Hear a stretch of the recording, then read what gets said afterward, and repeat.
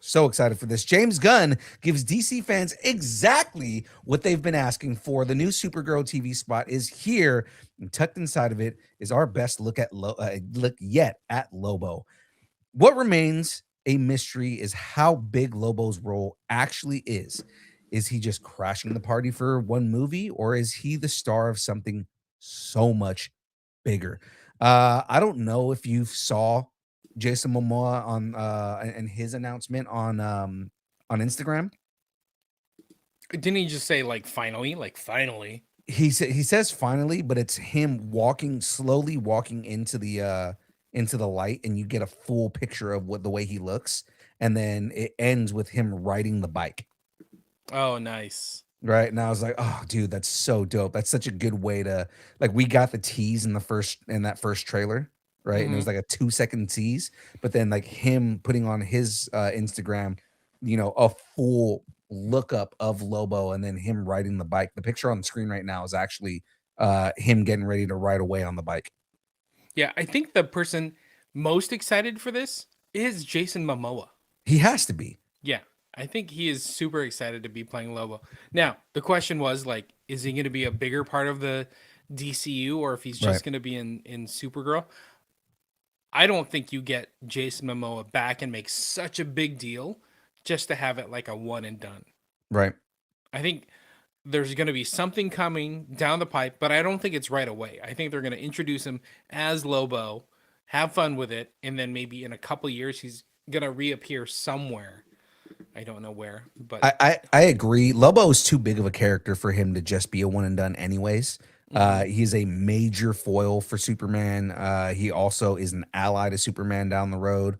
The dude is he's also somebody who could cause havoc with the Green Lanterns.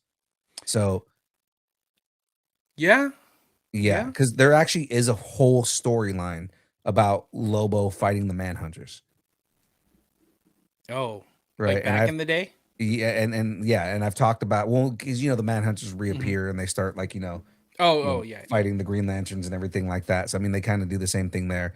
Also, there's the entire New 52 storyline about Deathstroke versus Lobo, which was a really good storyline. Okay, now we got to So find a Deathstroke. Great. yeah, I keep saying it needs to be the same guy. He was so perfect for like the two scenes that he had. Manganiello. Joe Manganiello. Like Joe Hmm. Manganiello needs to get that second shot as Deathstroke, because you look at him under the mask with the hair and the eye patch, and he 100% looks exactly like the comics. The guy looks he is so perfectly cast. And then the one scene that he has in Batman or not Batman v Superman, in Justice League, when they do the future everything. Yeah. So when you get the Snyder cut version of that, you have full scenes with him and the Joker, and he is so like he's Deathstroke. He has the same level of arrogance. He has the same level of calculation.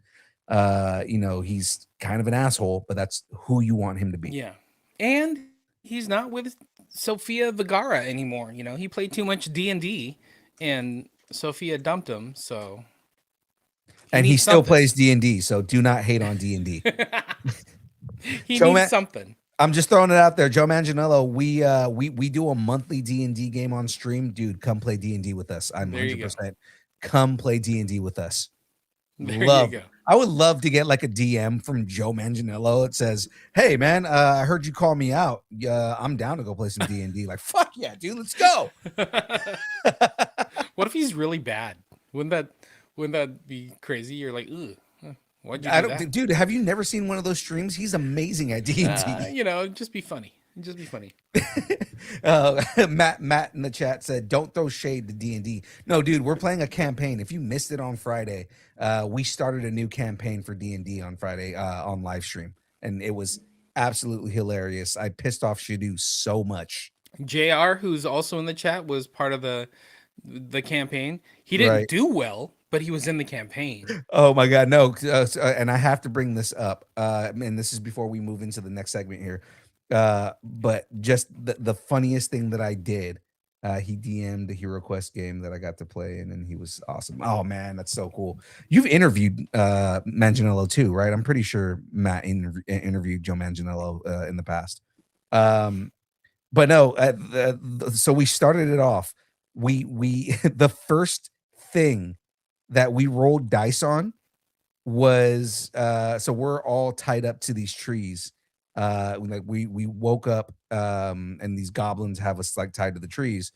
And the first thing I roll, I look over at JR, who's a tiefling, and I go, "Tiefling, my ass itches.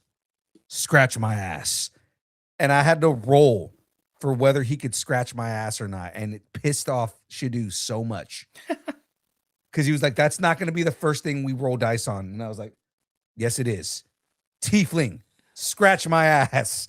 And it's funny because we brought that joke, like that ended up being like a callback Running throughout joke. the entire, like a running joke throughout the entire campaign. So at the end when we're riding off, we're all on our horses, we're riding off, and I'm like, my ass still itches.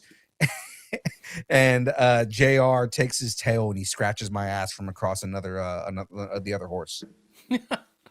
Okay, all right, that's But it was funny, man. Like it was just because I was an orc, right? So I'm just like, scratch my ass. okay. You keep talking about your orc ass. We got to My move on. orc ass.